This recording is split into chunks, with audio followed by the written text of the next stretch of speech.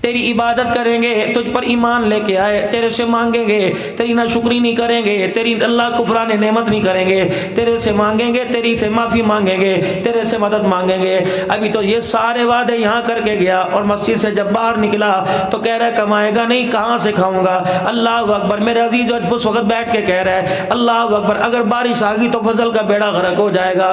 اے بندے، یہ بارش ہوتی کون ہے؟ یہ پانی کا قطرہ بھی میرا محتاج، سمندر بھی میرے محتاج، ساتھ بر اعظم بھی میرے محتاج ہیں، سارے کے سارے میری محتاجگی مانتے ہیں، سارے کے سارے مجھے اپنا رب مانتے ہیں، سوائے تو مجھے اپنا رب نہیں مانتا۔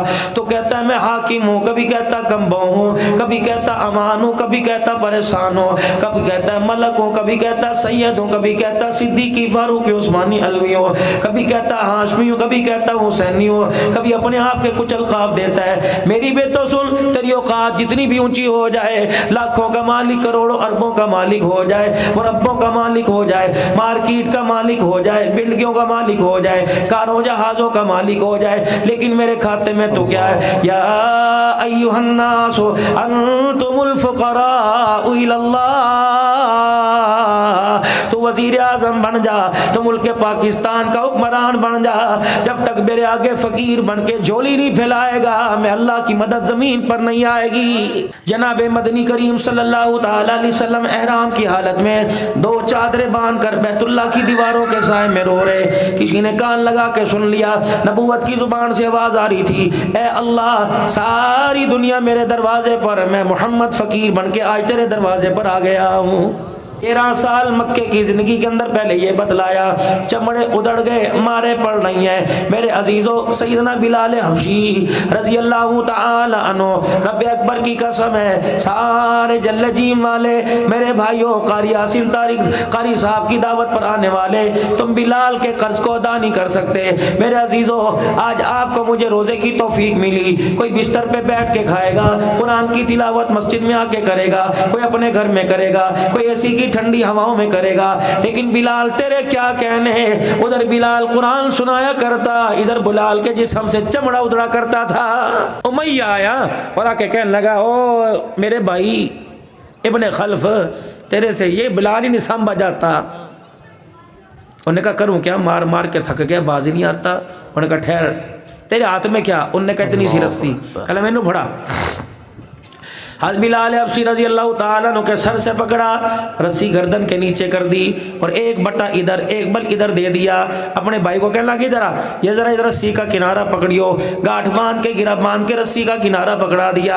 ادھر سے امیہ نے کنارہ پکڑ لیا، یہ کھینچی۔ ان کو میرے عزیزوں ان کا کلیجہ ٹھنڈا نہ ہوا، ان کو ترس نہ آیا۔ آگے دونوں بھائی بڑے، ایک بھائی نے اس گال پر ہاتھ رکھا، پاؤں رکھا، ایک بھائی نے اس گال پر اس کلے پہ پاؤں رکھا، اور دونوں نے پیروں کا زور لگا کر جب رسی کو چھینا کھینچا، بلال حبشی رضی اللہ تعالیٰ عنہ کی آنکھیں باہر آ گئیں، اتھو چڑھ گیا۔ بلال کے چیخنے کی آواز امام الانبیاء صلی اللہ تعالیٰ علیہ وسلم کے حجرہ مبارک میں کاشانہ نبوت کے آپ کے کانوں میں پہنچی۔ کملی والے پریشان ہو کے باہر آئے، حضرت بلال رضی اللہ تعالیٰ عنہ کی آنکھیں باہر تھیں، اللہ اکبر، قریب تھا جان نکل جاتی۔ کسی نے بلال کے کان میں کہہ دیا، بلال امام الانبیاء اس وقت تیرے کردار کا، تیرے حال کا نظارہ کر رہا ہے۔ جناب بلال حبشی نے کانسنا چھوڑ دیا، بلال حبشی نے چیخنا چھوڑ دیا، احد احد کا ترانہ بلند کرنا شروع کر دیا، لا الہ الا اللہ کا نعرہ شروع کر دیا، اور رحمت والے نبی کو دیکھ کر مسکرائے، یا رسول اللہ کیوں پریشان ہو گئے؟ آپ گھر میں جاؤ آرام کرو، جب تک بلال زندہ رہے گا قرآن بھی آباد رہے گا، محمد کا فرمان بھی آباد رہے گا۔ ادھر سیدہ سمیہ رضی اللہ تعالی عنہ کہتی ہے میرا دروازہ بجا، میں سمجھی میرا گھر والا روٹی لے کے آئے گا، دودھ دہی لے کے آئے گا، بچوں کے ناشتے کا سامان لے کے آئے گا۔ جب میں نے دروازہ کھولا، آسمین وائل دروازے پہ کھڑا تھا، کہا سمیہ تجھے ابو جہل بلا رہا۔ میں نے کہا میرے سے اسے کیا واسطہ، میرا دین علیحدہ، اس کا نظریہ علیحدہ، میرا کلمہ علیحدہ، اس کی سوچ علیحدہ۔ کبھی ہاں نہ میں باتیں چل رہی تھی، جاؤں نہ جاؤں کے بارے میں سوچ رہی تھی، مجھے بالوں سے پکڑ کے زمین زمین پہ گھسیٹ دیا اور گلی میں سے گھسیٹتا مکے کے چوک میں لایا. نظارہ کچھ اور تھا. گائے کی کھال نے زمین کے اوپر بچھا رکھی تھی. ایک کھال میں میرے بیٹے کو لپیٹ دیا, دوسرے کھال میں مجھے لپیٹ دیا, تیسرے میں میرے چھوٹے کو لپیٹ دیا, اور اوپر سے کھالوں کے منہ کو بند کر کے سینہ شروع کر دیا.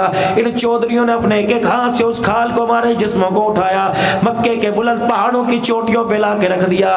جیسے دن چڑھا 12-1 بجا, سکر دوپہر کا وقت ہوا, پتھروں سے آگ نکلنے لگی. سمیہ کہتی ہے کھال کے اندر میرا چمڑا ابلنے لگا. اللہ اکبر. جب میرا چمڑا ابل رہا تھا, مکے کے سردار کہہ رہے تھے نظریہ بدل لے, سوچ بدل لے, ایمان بدل لے, تجھے یہاں کی حکومت ملے گی, بادشاہت ملے گی, یہاں کا مال ملے گا, دولت و دنیا ملے گی. رب اکبر کی قسم. میں نے پوچھا سمیہ بتا پھر تو نے اس حالت میں کیا کیا؟ میں نے کہنے لگی میں نے ابو جہل کا چہرہ دیکھا اور میں نے کہا مار کتنا مارے گا, دبا کتنا دبائے گا, کھلڑی ادھیڑ کتنی ادھیڑے گا. مار مار کے ہماری رگوں میں سے تو خون نکال سکتا ہے, لیکن سینے سے عشق رسول نہیں نکال سکتا. یہ ان کی قربانی ہے. جو آج چٹی چادریں, یہ صوفہ, یہ تکیے, یہ منرل واٹر, یہ پیسوں کی بہاریں, یہ ان کی قربانیوں کا صدقہ ہے. خدا پاک کی قسم, کس نے کہہ دیا دین ڈالر میں ملا, کس نے کہہ دیا پاؤنڈ میں ملا, کس نے کہہ دیا زرد پلاؤ میں ملا؟ دین تو صحابہ کی قربانیوں سے ملا. آج دین ضرور ہے, لیکن دین کو پھیلانے کے لیے قربانی دینے کو تیار کوئی نہیں. قرآن بھی وہی, نبی کا فرمان بھی وہی ہے, حدیث بھی وہی ہے, کلمہ بھی وہی ہے, نماز بھی وہی, لیکن قربانی دینے والا کوئی نہیں. میں کہہ رہا ہوں آپ کا کام ہے, آپ کہہ رہا ہوں مولویوں کا کام ہے. اسی جھگڑے کے اندر زندگی آپ بھی ہار گئے, زندگی کی بازی میں بھی ہار گیا. نتیجہ کیا نکلا؟ 0/0. نہ میرے عزیزوں نہ مجھے کلمہ اللہ نہ کرے, نہ آپ کو کلمہ اللہ نہ کرے نصیب ہو رہا ہے. جاؤ جا کے قبرستان میں اپنے دادوں سے, اپنے بابوں سے, اپنے رشتہ داروں سے, اپنے وسیبیوں سے, اپنے اہل محلہ سے, اپنے لین دین والوں سے جا کے پوچھو, بتا کیا بنا؟ کہنے لگا کمکوں میں زندگی گزارنے والوں, فانوسوں میں زندگی گزارنے والوں, سولر UPS جنریٹر لائٹوں میں زندگی گزارنے والوں, یہاں کے لیے بھی ایک بلب لے کے آنا. رب اکبر کی قسم ہے, جب سے پڑا ایسا اندھیرا قبر میں ہے, اللہ اکبر, اس اندھیرے کی وحشت نے مجھے سانس لینے کے قابل بھی نہیں چھوڑا ہے. آج میرے پیارو, میں تمہیں یوں نہیں کہتا کہ وہاں کوئی جنریٹر لے جاؤ, میں نہیں کہتا وہاں کوئی سولر, کوئی ٹرانسفارمر لے جاؤ, میں نہیں کہتا فانوس لگوا لو, ایک بلب لگا لو. وہ بلب کیسے ملے گا؟ جاؤ محلے میں کوئی ایسا گھر تلاش کرو جس کے پاس روزہ رکھنے کی طاقت ہے, لیکن کھانے کے لیے کچھ نہیں, سحری کے لیے کچھ نہیں, افطاری کے لیے کچھ نہیں. نہ دے مدرسے والوں کو, اپنی بہن کو دے دے, اپنے بھائی کو دے دے, اپنی امی کو دے دے, اپنے ابو کو دے دے. رب اکبر کی قسم ہے, یا رسول اللہ صلی اللہ تعالی علیہ وسلم, میں نے علماء کرام سے سنا, ایک اللہ والے فرما رہے تھے کہ اللہ کے نبی سے پوچھا, اللہ کے نبی, اللہ کے رستے میں خرچ کرنے سے زیادہ بھی کہیں خرچ کرنے سے اجر ملتا ہے؟ رحمت عالم صلی اللہ علیہ وسلم نے فرمایا ہاں, اللہ کے رستے میں خرچ کرنے سے زیادہ کہیں خرچ کرنے میں اللہ اس سے زیادہ اجر عطا فرماتا ہے. کہ اللہ کے نبی وہ کون سا راستہ؟ فرمایا ماں باپ کے اوپر خرچ کرنا اللہ کے رستے میں خرچ کرنے سے زیادہ افضل ہے. اللہ اکبر. جلے جیم والوں میں یہاں ایک بات عرض کر کے جاؤں گا, پتہ نہیں تمہارے دل کو بھاوے یا تمہیں اچھی لگے بری لگے. قرآن خوانیاں ہوتی ہیں, سیٹھ صاحب مر گئے, چودھری صاحب مر گئے, اللہ سب کو زندگی عطا فرماوے. میرے عزیزو, آخری مرحلہ ادھر دعا. اتنی افسوس کی بات ہے کہ آپ مرنے والے کی دعا میں شامل ہونے, مغفرت کے لیے آئے نا. مولوی صاحب دعا لمبی کرنا, ادھر دعا ہو رہی, ادھر روٹی شروع ہو گئی. 2 منٹ, جب 4 گھنٹے انتظار کیا, 2 گھنٹے اور کر لو. کھائے گا وہ جس کے مقدر میں نہیں, اس کے دروازے پہ لے جاؤ تب بھی اسے نصیب نہیں ہوگا. ادھر دعا اور ادھر کھانا. خدا کے واسطے یار, اللہ کہیں گے یہ تو ان کی اپنی بخشش گھاٹے میں پڑ گئی, دوسرے کو بخشوانے آئے. پھر اس سے پہلے ایک اور کام ہوتا ہے, ناراض نہ ہونا. پتہ نہیں یہ شریعت میں جائز ہے کہ ناجائز ہے, پتہ نہیں میرے عزیزو یہ اچھا برا, لیکن میرے تو میرا بھائی جب سے سنا ڈر لگنے لگ گیا, اور کوشش کرتا ہوں اللہ اکبر اس معاملے میں میں شامل نہ ہوں. تیرے علماء کرام ہیں, اپنی ذمہ داری پہ کر لو. جب قرآن خوانی کے لیے ہاتھ اٹھے دعا کے لیے, ٹھہرو کیا کرنا ہے؟ دستار کر دو جی. کس کی؟ یہ مرنے والے کا بڑا بیٹا ہے، دستار کر دو، اس کی دستار کرو۔ میں نے کہا کیوں، شریعت میں تو اس کا کوئی حیثیت نہیں؟ کہا نہیں شریعت میں نہیں ہے، اس لیے پوری برادری، پورا وسیع، پورا محلہ اکٹھا ہوا ہے تو اس کے سر پہ پگڑی باندھیں گے تاکہ لوگوں کو پتہ لگے اب اس گھر کا یہ بڑا ہے، اب اس گھر کا یہ بڑا۔ میں نے کہا بھائی ٹھیک ہے 2 منٹ مجھے انتظار کرنے دو، 2 منٹ مجھے اس سے کچھ پوچھنے دو۔ مولوی صاحب کیا پوچھو گے؟ میں نے کہا اگر میرے سوالوں میں کامیاب ہو گیا تو یہ پگڑی پہناؤں گا، یہ نہیں پہناؤں گا۔ پہلا سوال، بیٹے جب ابو جان کی سانسیں ٹوٹ رہی تھی اس وقت تو مجھے نظر نہیں آیا، دوڑ کے سارے مسجد کے مولوی صاحب کو بلانے گئے تھے، سورہ یاسین بتا پڑھی تھی کہ اس نے پڑھی تھی؟ اے میرے بچے جب باپ کا انتقال ہوا قبلے کی طرف منہ تو نے کیا یا اس نے کیا تھا؟ میرے بچے جب بتا ابا جان کو غسل دینے کا وقت آیا اس وقت کمرے میں مجھے تو آپ نظر نہ آئے۔ میرے بچے جب باپ کے کپڑوں سے جسم سے کپڑے اتارنے کا وقت آیا اس وقت آپ نظر نہ آئے۔ پیشاب روڑوں سے استنجا کرنے کا وقت آیا، تیری شرمگاہ کو، تیرے باپ کی شرمگاہ کو میں نے ہاتھ لگایا، چاہیے تو تھا تو مجھے نظر نہ آیا۔ باپ کے جسم پر صابن میں نے ملا، آپ نے نہ ملا۔ غسل کے بعد کفن میں نے پہنایا، آپ نے نہ پہنایا۔ جنازگاہ میں میں آگے بڑھا، آپ نہ گئے۔ مصلی پر جنازہ پڑھانے کے لیے میں کھڑا ہوا، آپ نہ آئے۔ قبرستان میں قبر میں اتارنے کے لیے میں آگے بڑھا، آپ نہ آئے۔ قبر کے اوپر مٹی ڈالنے کے بعد الف لام میم کا پہلا رکوع، سورہ بقرہ کا آخری رکوع پڑھنے کے لیے قاری صاحب کو بلایا، آپ نہ آئے۔ اللہ اکبر، 4 دن سے باپ مرا، تیرے سر پر قرآن رکھ کے کہتا ہوں بتا کتنے باپ کے لیے سپارے پڑھے، کتنا باپ کے لیے درود شریف پڑھا، کتنا باپ کے لیے اللہ کو رات کو رو کے دکھایا۔ اگر ان میں سے 0.0 نظر آئے تو رب اکبر کی قسم ایسی گستاخی نہ کیا کرو، تم ایسے کہ سر کے اوپر پگڑی باندھ رہے ہو، جو باپ کے لیے دعا نہیں کر سکتا وہ اس کی قبر کا وارث کیسے بنے گا؟ چلو چھوڑو اسے بھی۔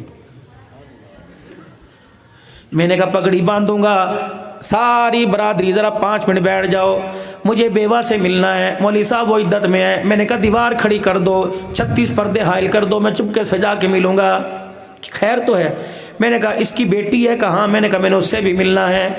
مولوی صاحب خیر تو ہے۔ ادھر بیوہ میری امی بیٹھ گئی، ادھر میری دھی میری بیٹی بہن بیٹھ گئی۔ میں نے کہا خالہ تیرے سب سے بڑے بیٹے کو تمہارا وارث، تمہاری خوشیوں کا، تمہارے ارمانوں کا، تمہارے گھر کا، تمہاری جگیر کا، تمہارے حصے کا وارث بنایا جا رہا ہے، تیری اجازت ہے؟ کہنے لگی بھائی یہ تجھے کس نے کہا؟ میں نے کہا پھپھے نے کہا، تیرے جیٹھ نے کہا، تیرے دیور نے کہا، تیرے سسر نے کہا، تیرے فلانے نے کہا۔ انہوں نے کہا بھائی تمہاری مرضی۔ عبدالحنان نے ایک بات کروں؟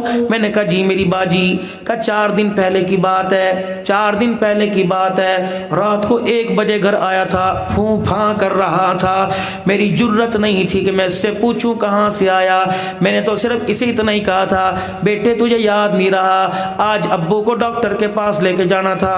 مولوی صاحب اس نے مجھے ایسی جھڑکی دی میں سیدھی شرم سے جھک گیا۔ مولوی صاحب میں ڈرتی ڈرتی اس کی چرپائی کے پاس گئی اور میں نے جا کے کہا بیٹے جہاں تیری بہن کا رشتہ کیا آج وہ آئے تھے اور کہہ رہے تھے چاچا جی کی زندگی کا کوئی پتہ نہیں، آنکھ بند ہونے سے پہلے بیٹی کو لال جوڑا پہنا دو، ہم کچھ نہیں مانگتے۔ اللہ اکبر۔ کہا مولوی جی میں نے کوئی گناہ کیا تھا؟ میں نے تو اتنا کہا تھا۔ یہ اٹھا، اس نے یوں گھور کے دکھایا، میرا خون ہی خشک ہو گیا اور اپنے باپ کی چرپائی کی طرف منہ کر کے کہہ رہا تھا ایک یہ مصیبت گلے پڑی ہے، نوے تماشے اور شروع ہو گئے، میں کیا کروں، بڑا بیٹا بننا کوئی جرم ہے۔ دھاڑ کر کے دروازہ بند کیا۔ مولوی صاحب جب دروازے کی دھاڑ آئی میرا کلیجہ ٹوٹ گیا، میں ساری رات آنسوں سے روتی رہی۔ اب تیری مرضی، تو اس کے سر پہ پگڑی باندھ، پہلے اس نے باپ کی شوہر کی زندگی میں جوتے مارے، اب اور مارے گا، تیری مرضی۔ میں نے کہا بیٹی مجھے تیری ماں سے جواب مل گیا، تو بتا۔ میں نے کہا میری بچی بتا تیرے بھائی کو تیرا سرپنچ تیرا چودھری بنا دوں؟ کہنے لگی مولوی صاحب امی کی سنی اب میری سن۔ میں نے کہا کیا سناوے گی؟ کہ اللہ اکبر، کل صبح میں اس کے پاس آئی تھی اور میں نے تو یہی پوچھا تھا بھائی روٹی پہ گھی لگا دوں؟ اس نے یوں کر کے ٹکڑا زمین پہ پھینکا تھا۔ ان نے کہا میرے سامنے تم آتی ہو میری بھوک ہی ختم ہو جاتی ہے، اللہ اکبر، صبح صبح تمہارا چہرہ دیکھتا ہوں میرا موڈ ہی خراب ہو جاتا ہے۔ یہ روٹی پر لات مار کے چلا گیا، میرے ارمانوں کو توڑ کے چلا گیا۔ مولوی صاحب تیری مرضی۔ اللہ اکبر۔ کل یہ روٹی پہ بول رہا تھا، آج پانی کے گلاس پہ بولے گا۔ خدا کے واسطے پگڑی باندھنی ہے تو ماں کے سر پہ جا کے باندھ، بیوہ کے سر پہ جا کے باندھ، کہ جس کی بچیاں اس کے گوڈوں پہ سر رکھ کے پرسوں سے رو رہی ہیں امی ابو کہاں چلا گیا، ہمیں کہاں چھوڑ کے چلا گیا، یہ ماں روٹی نہیں کھا رہی، بچیوں کو دلاسا دے رہی ہے اور ایک سے کہہ رہی ہے بیٹی رو نا، میں ہوں میں ہوں میں ہوں۔ کیا کر رہے ہو میرے پیارو؟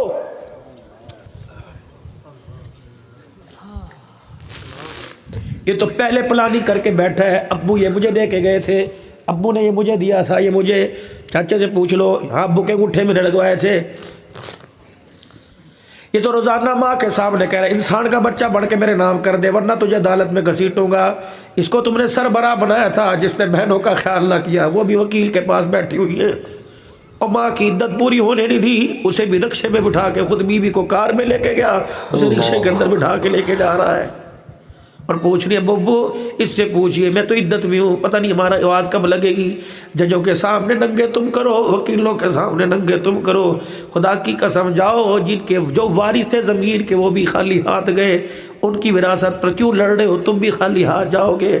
میرے پیارو یہ سارے کے سارے رئیس بیٹھے ہو، غریب کوئی نہیں، غریب وہ ہوتا ہے جس کے پاس اخلاق کردار کی دولت نہ ہو، امیر وہ نہیں ہوتا کہ جس کے پاس مال ہو، امیر وہ ہوتا ہے جس کے پاس کردار اخلاق ہو۔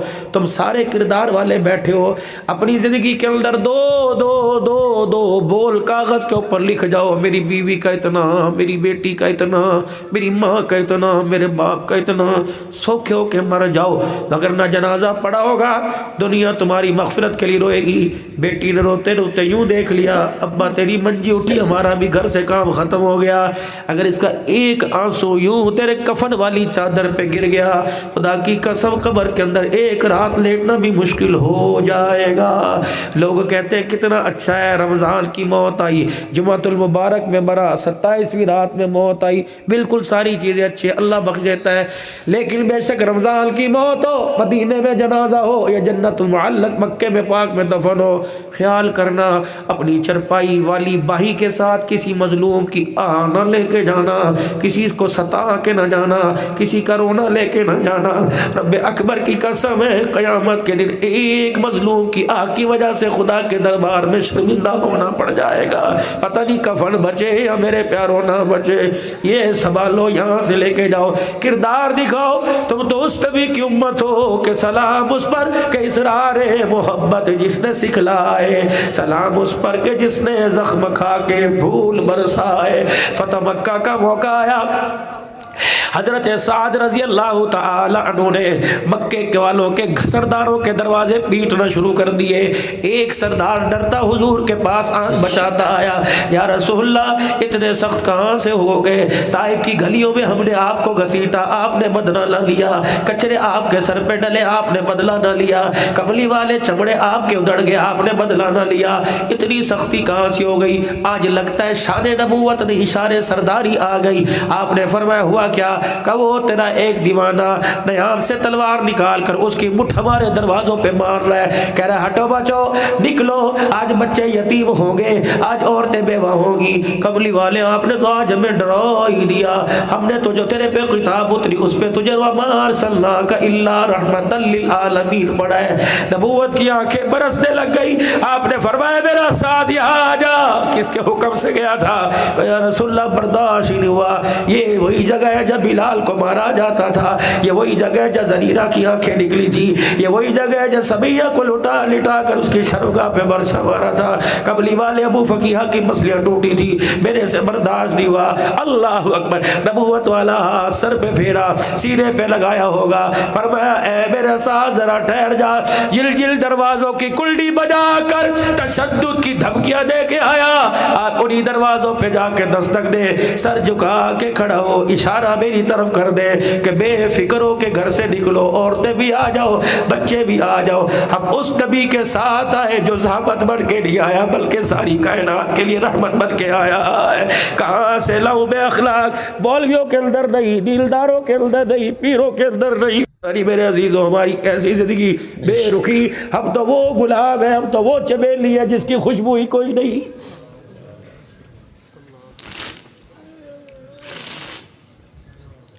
اس گئے گزرے دور میں اللہ نے دو محنتوں کو زندہ کیا، ایک تبلیغ کی محنت کو زندہ کیا، ایک تدریس کی اللہ نے محنت کو زندہ کیا۔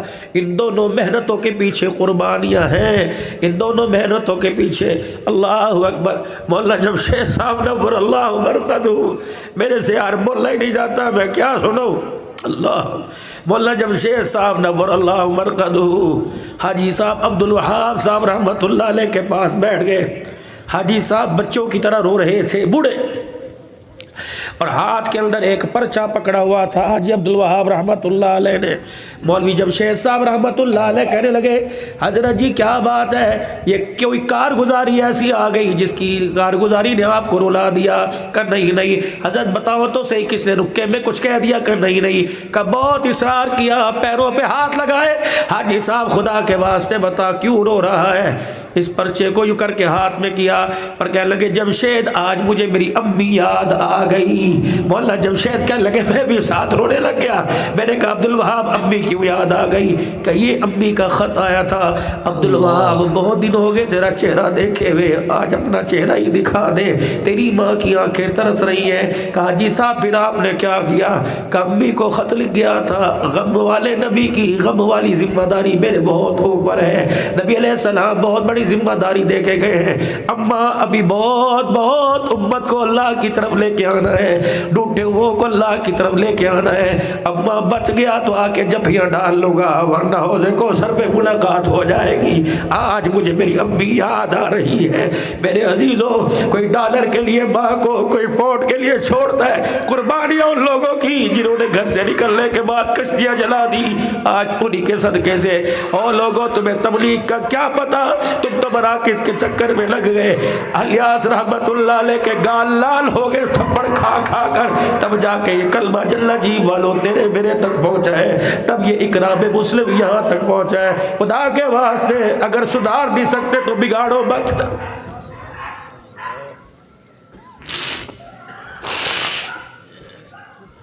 ہم تمہارے سے کیا مانگتے ہیں؟ ہم تو نمائندگی کر کے تمہارے سے اللہ ہی کا حق مانگتے ہیں، اللہ کا حق دے دو، عشر دو، اپنا حصہ نہ دو۔ اس میں بھی میرے عزیزوں پتہ نہیں کیا کیا سننا پڑتا ہے۔ لوگ کہتے ہیں جلسہ کرانے کی کیا ضرورت ہے، یہی پیسے مدرسے پہ خرچ کر دو، صبح سے لے کر شام تک یہ وقت آ گیا، بتاؤ کسی نے اللہ رسول کی تمہیں بات سنائی؟ اگر تمہیں مدرسے میں بلا کر میرے پیار ہو، تمہیں خدا رسول کا پیغام مل جائے اور تمہارا 400-500 روپیہ خرچ ہو جائے تو بتاؤ سودا مہنگا ہے کہ سستا ہے؟ یہ آنکھ سے آنسو صبح نکلا تھا جب بیوی کا کڑوا بول سنا، جب یار کی طرف سے زیادتی ہوئی، جب قرضہ سر کے اوپر چڑھا، جب بیماری نے اندر ہوئی آنکھ کی، جب ساری دنیا کے ستائے ہوئے، اس وقت یہ آنسو نکلا۔ مبارک تمہاری آنکھوں پر قربان جاؤں، یہ تمہارا آنسو نکلا اللہ کی محبت سے نکلا، آخرت کی فکر کے لیے نکلا۔ یقین جانو اسے بہنے دینا، جہاں جہاں تک جائے اسے جانے دینا، داڑھی کراس کر کے گلے کپڑے تک آئے ناج صاف کرنا۔ اللہ کی قسم کروڑوں روپیہ تھال میں پڑے، اللہ کو اتنا پیار نہیں آتا جتنے ٹوٹے ہوئے دل سے جب آنکھ سے آنسو نکلتے اللہ کو پیار آتا ہے۔ پتہ ہے اس میں اتنی پاور ہے، جہاں لگ جائے جہنم کی آگ حرام ہو جائے۔ پتہ ہے کی اتنی پاور ہے، اگر یہ تیرے ایک آنسو کا قطرہ جہنم میں اللہ ڈال دے، اللہ ساری جہنم کی آگ کو بجھا دے۔ اللہ اکبر۔ جناب حسن بصری رحمت اللہ علیہ، رات کا وقت ہے، چھت کی بالکنی پہ کھڑکی میں بیٹھے اللہ اللہ اللہ کر رہا ہے۔ حسن بصری رحمت اللہ علیہ کی آنکھ سے آنسو نکلا، داڑھی کو کراس کرتا ہوا گلی میں جا کے گرا۔ ایک شخص جا رہا تھا جس کے سر پہ پگڑی بندھی ہوئی تھی، ٹپ کر کے آنسو کا قطرہ گرا۔ میرے پیارو جب وہ قطرہ یہاں گرا تو اس فقیر نے یہاں سر پہ ہاتھ پھیرا، گیلا گیلا لگا، اور چھت کی طرف مکان کی طرف ہو کر کے کہنے لگا پتہ نہیں کیسے کیسے لوگ رہتے ہیں، نمازیوں کے کپڑوں کا خیال ہی کوئی نہیں۔ او اللہ کے بندے اتنا تو بتا دے پاک ہے نہ پاک ہے، میرے تہجد کے لیے مصلی پہ کھڑے ہونا ہے، فجر کے لیے مسجد میں جانا ہے۔ حسن بصری رحمت اللہ علیہ نے یوں بالکونی میں سے منہ نکالا کہ اللہ کے بندے اسے نہ پاک نہ کہے، یہ تو اللہ اللہ کے ڈر سے میری آنکھ سے نکل گیا. بندہ بھی قدردان تھا, بندہ بھی قدردان تھا. پگڑی کے بل کھولے, اپنی بغل میں لپیٹ لیے, گھر گیا اور بیوی سے جا کے کہنے لگا آج تجھے سے ایک وعدہ لینا چاہتا ہوں, اگر مر گئی تو ماں, بچ گئی تو تیرے ذمے ہے. کہ کیا؟ کہ جب میں مر جاؤں مجھے غسل دے لو, مجھے کفن پہنا دو, یہ پگڑی میرے کفن کے اندر رکھ دینا. قیامت کا دن ہوگا, اللہ مجھ سے پوچھیں گے او بوڑھے کیا لایا؟ کہ پگڑی نکال کے دکھا دو گا. کہوں گا اللہ عملوں سے دامن خالی ہے. تیرا ایک بندہ اللہ اللہ کر رہا تھا, تیری محبت کا آنسو اس پہ پگڑی پہ گرا, یہ آنسو والی پگڑی تیرے دربار میں لے کے آ گیا. مجھے امید ہے اللہ کے فضل و کرم سے اس آنسو کی برکت سے اللہ میرے گناہوں کو معاف فرما کے میرا بیڑا پار فرمائے گا. میرے پیارو اللہ اکبر, وہ مصلی نکالو جو مصلی ہماری بیوی, جو مصلی ہماری امی, جو مصلی ہماری بہو لے کے آئی تھی. 15 سال ہو گئے, پتہ نہیں کہاں چھپا پڑا ہے, اسے نکال لو. وہ قرآن پاک جو صندوقڑی کے اندر رکھا ہوا, جو جس میں ہماری بہو چھپ کے آئی تھی, نکال لو وہ قرآن پاک. جاؤ جاؤ جاؤ, رات کو گھر جانا, رات کے پیر کسی وقت آنکھ کھل جائے تو وہ قرآن اس مصلی پہ لے کے بیٹھ جانا. خدا کی قسم پڑھو نا تمہاری مرضی, پڑھو تمہاری مرضی, قرآن ہاتھ میں لے کے نظارہ کرنا تمہارا کام ہے, مصلی پہ رحمت برسانا اللہ کا کام ہے. میرے پیارو قلیل تمہارے گھر میں, صوفے تمہارے گھر میں, دنیا کی زیب و زینت تمہارے گھر میں, بس کسی کونے میں مصلی بچھا دیا کرو. ٹی وی ڈراموں کو دیکھ کر اللہ کو غصہ آتا ہے, مصلی بچھاؤ, غصہ پیار میں تبدیل ہو جاتا ہے. بابو جی چھوٹی چھوٹی بچیاں ہوا کرتی تھی, جب ہمارے ہاں بھی چہرے پہ سفید بال نہیں آئے تھے تو چھوٹی چھوٹی بچیاں, ہمارے بھائی کی بچیاں, اللہ اکبر, جب مصلی دیکھتی تھی ایک ہاتھ میں چوسنی دوسرے ہاتھ میں مصلی ہوتا تھا, گھسیٹ کے لاتی تھی, اماں کے سر سے دوپٹہ اتار کے اپنے سر پہ رکھتی تھی, قبلہ ادھر ہوتا تھا, ادھر منہ کر کے کھڑی ہو جاتی تھی, کبھی یوں کرتی تھی کبھی سجدہ کرتی تھی. ان کے ہلے جلے کی وجہ سے اللہ ہمارے پر امن سلامتی کے فیصلے فرماتا تھا. اب تو دادیوں نے بھی مصلی پہ بیٹھنا چھوڑ دیا, اب تو ماؤں نے بھی سر پہ دوپٹہ لینا چھوڑ دیا, اب تو باپوں نے بھی, میرے عزیزو اللہ اکبر, بزرگوں نے بھی اللہ کو یاد. بابو جی تیرے گھر میں ایک پیلے رنگ کی تسبیح ہوا کرتی تھی جس کے محراب میں اللہ اکبر ادھر دیکھو مکہ, ادھر دیکھو مدینہ نظر آتا تھا. یہ پوتے دوتے آتے تھے, دادا مکہ دکھائیو, دادا دادا دکھائیو, اللہ اکبر. اب تو کہتے دادا اپنے کمرے کے ٹی وی کو کھول کے دکھا. خدائے پاک کی قسم, نہ وہ دادا رہا, نہ وہ پوتا رہا, نہ وہ نانا رہا, نہ وہ نواسا رہا, نہ چھوٹا سا نہ مسجد کا نمازی رہا, نہ امام رہا. مسجد کے اندر جب نماز پڑھنے آوے تھے وہ 5 پیسے کی 5 ٹافیاں ملے کرے تھی. مولوی صاحب کہا تھا جو نماز پڑھے گا اسے مچھی چٹے رنگ کی ملے گی. خدا کی قسم چوستے چوستے عشاء کی نماز کا وقت آتا تھا, پھر لین میں بیٹھے ہوتے تھے, مولوی صاحب سر پہ ہاتھ بھی پھیرتا تھا. اب نہ وہ مسجدیں رہی, نہ وہ امام رہے, نہ وہ بچے رہے. پھر میں کیوں نہ کہوں دل کے پھپھولے جل گئے سینے کے داغ سے, اس گھر کو آگ لگ گئی گھر کے چراغ سے. میں نے جو تل کا جوڑ کر جو آشیانہ بنایا تھا, مجھے کیا پتا تھا میرا بیٹا ایک جھٹکے میں اجاڑ کے رکھ دے گا. پہلے تو میرے عزیزوں اس مسجد کے کونے میں میرے ایک بزرگ کو, ایک جوال کو دیکھا تھا. میں نے کہا یار جلدی کر, مسجد بند کر دی ہے. کہ مولوی صاحب تالا مجھے دے جاؤ, میں خود ہی تالا لگا دوں گا. میں نے کہا کیا پڑھ رہا ہے؟ رزق کے لیے. نہیں. میں نے کہا کیا؟ کہ 4 سال ہو گئے شادی نہیں ہوئی. میں نے کہا پھر کیا؟ کہ عبدالحنان نے ایک وظیفہ بتایا تھا 1200 مرتبہ پڑھنا ہے, 12,000 مرتبہ. مولوی صاحب وہ پڑھ رہا ہوں, شاید اللہ کرم فرما دے. 20 سال کے بعد اسی کونے میں اسی کو میں نے دیکھا. اب کالی سفیدی میں بدل گئی, ہاتھ یوں کر کے کانپ رہے تھے اور ہو کے بھر کے رو رہا تھا. میں نے کہا کیا ہوا؟